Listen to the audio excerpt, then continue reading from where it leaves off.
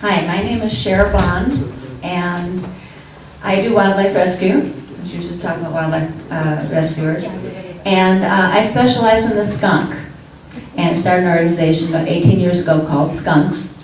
And when I started, there was a lot of speciesism and a lot of things that didn't make sense. I had to debunk a lot of myths. Then I went on to specialize and join up with other wildlife rehabbers. We specialize in humane solutions to wildlife problems, and there's always a humane solution for every wildlife problem. Trapping is rarely ever necessary. Regarding the animals I work with, mostly, I don't even give them the option. I mean, if there's a skunk that came to their cat door and it's in their bedroom, well, yeah, I'm going to trap it and get it outside and release it on the property, but usually you never need it.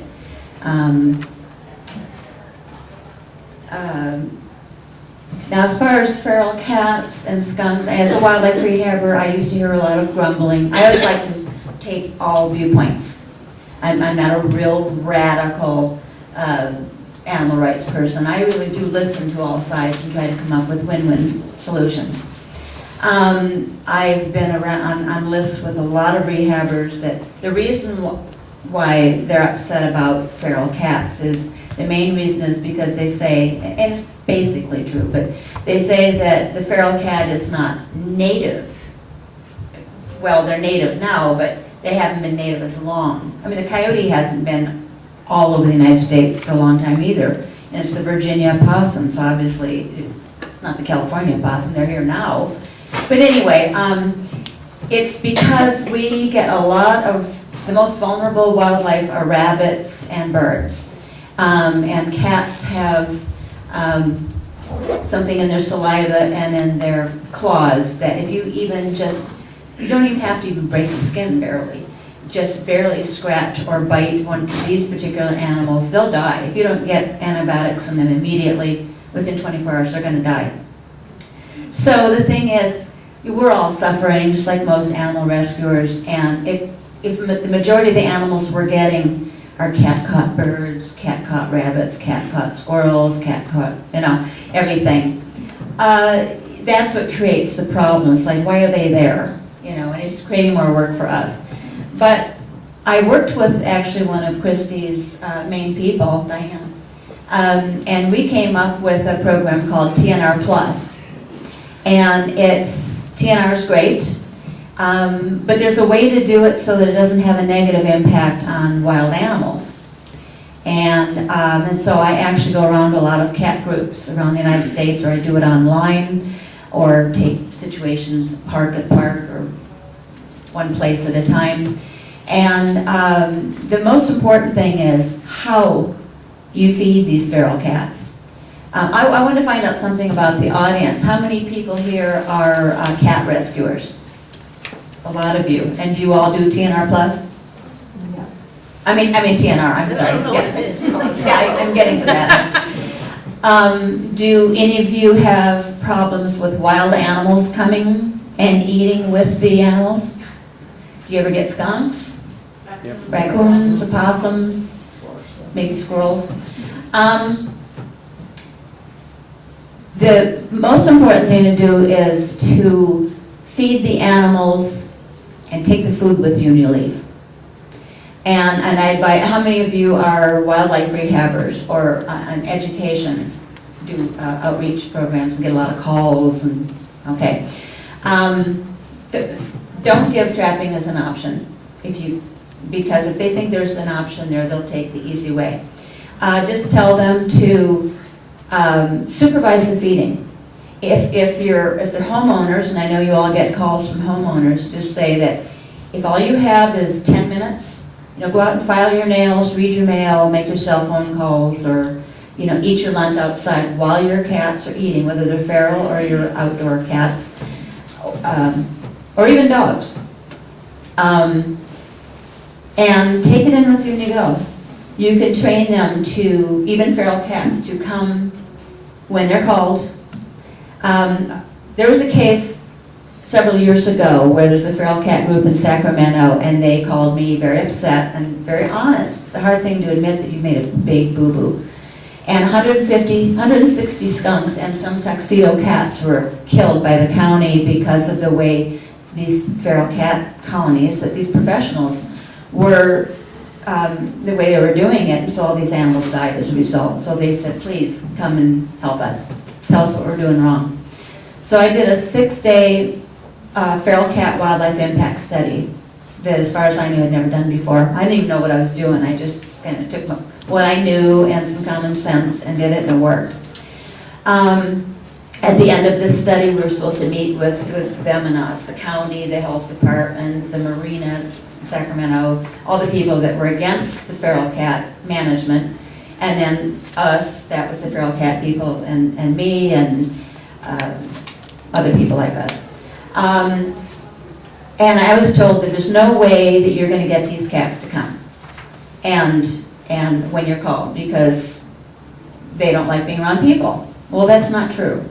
The reason why they don't have to come around people is because they didn't have to. They were dumped. When I came there the first day, there was 15 pounds of cat kibble all over the park, 1 o'clock in the afternoon. Not only that, there was about 30 or 40 skunks and raccoons in broad daylight in a public park, in the marina.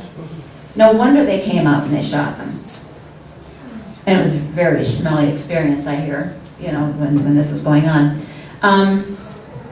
So I started training. I was out there in the middle of the night with individuals that came. It wasn't just the feral cat people feeding them. A lot of do-gooders came out there and would leave a can.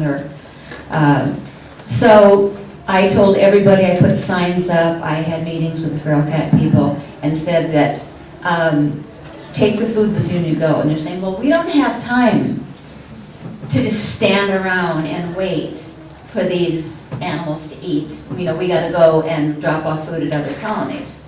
So what I came up with is some things that you can do that are very useful, you know, while you're waiting around for the cats to eat. You can do head counts. They can be done to see if there are new kittens born, dumped cats, new ones to spay, neuter, vaccinate, deworm, you know, find cats that are adoptable, notice the sick and injured ones. It's also a perfect opportunity to catch any that should be treated. You can witness people in the act of abandoning animals and take down their identifying information.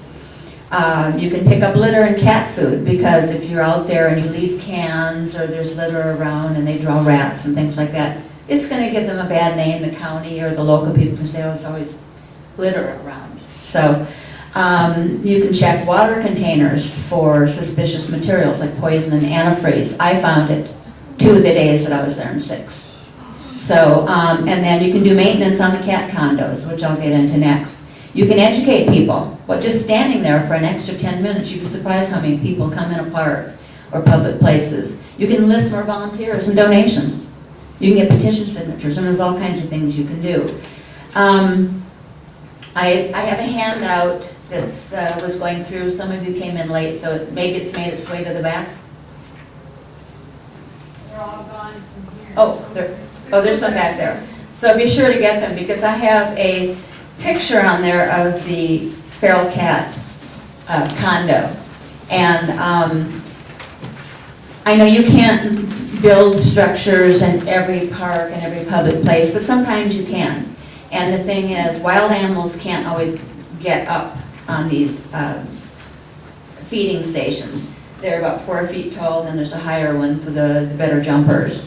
And the wildlife, it slows them down. I mean, if you're feeding on the ground, all of a sudden you've got 14 raccoons there. You don't want to take food away from a raccoon. Yeah. So if they're up somewhere, then it really slows them down. By the time they get up there, you're leaving anyway. They're constructed so they really can't get up there. But still, even though there's a feeder and it's up high, you do not leave food there. And it's also true that even a fat cat, a cat that's full, will still go and kill lizards and mice and rodents and so forth. Just like skunks and other wild animals, the feral cats do have good things that they do. They do keep the rodent populations down. Oh, another thing about leaving kibble out unsupervised is it draws rats and mice and roaches and other things that you don't want in your neighborhood or even in your parks. And so of course, the cats and opossums and so forth would eat those. It just still creates a food chain. But as far as skunks, if any of you have questions about nuisance wildlife solutions or anything about skunks, you know, you can talk to me here, or my booth is right in the middle of the whole room. The exhibit area, thank you. Because I usually get a lot of questions. But, huh? 2 minutes? Okay. What else do I want to cover? Well, in the literature, it tells the materials you need and how to build it. As far as skunks, did anyone want to hear about skunks and nuisance wildlife? Have any of you ever been sprayed? Dog has. It's not so bad. No. Oh, okay, some people. In nursing, believe me. Okay. Skunks are they're probably the easiest, even more than feral cats, they're probably the easiest animal to work with there is. Because their first instinct, they're not scratching animals like cats and raccoons, you know, where they have 4 hands. They're not even naturally biting animals. They call your bluff. They don't even want to spray. It isn't even beneficial for them to spray anything for any reason. All they have to do is stamp the ground, point their rear end at you, raise their tail, and it's all posturing. Sometimes even the little jets will come out. You see the little pink jets, and still, as long as you're very quiet and you're very slow and non-threatening, you can walk right through a bunch of them. I've actually gone and picked up I've handled skunks in every situation imaginable. I've even picked up wild armed skunks. I take them out of a trap when it isn't a wire trap where you can't see underneath and in front of people. I don't even think about it, what it looks like to other people, and look underneath and go, oh, it's a male, I can release them. Or if it's a lactating female, I know I got to go back under the house and look for babies that are maybe too young to follow her out. Okay. Okay. As far as getting animals out from under people's homes, which is the second problem, one is leaving food source out and luring the animals, creating your own problems, but the other is creating a haven for them. You can coexist with wildlife, and there's many benefits, but it's hard to convince the callers of that. But the main thing that they don't want is them directly under their home, tearing up their insulation and breeding and having fun under your home, and leaving feces piles and so forth. A lot of people are very happy to have them on their property. So one of the ways to know when animals that get under the home, raccoons and squirrels, of course, get on the roof. That's a different problem. But one method that works, I mean, one-way doors, they cost money. You got to order them, and that's not always practical. But I close off all the openings except for one, and make sure that one has got the hinges on it, locks, and ready to go. And I just leave it open, and I put flour down, usually on the board that I'm going to put up, and have it smooth. And then when the animals come out, and the footprints aren't going back in, then you know the animals are out. A lot of people don't want to go out. Okay, I can see they're out now. And they don't want to walk through the skunks and go and permanently shut the door. But it's very easy to do. I've talked little old ladies into going in there and all kinds of people. And they said, you're right, they never sprayed. And another thing that I do is then I will also, even if I'm pretty sure that there's no one under there, I will still put that board with the flour smoothed out on the inside and then close it. Because in the morning there may be one that's injured or some babies that kind of dragged their way because, you know, they're newborns over there, and then you'll see new marks on flour, and then you just deal with that.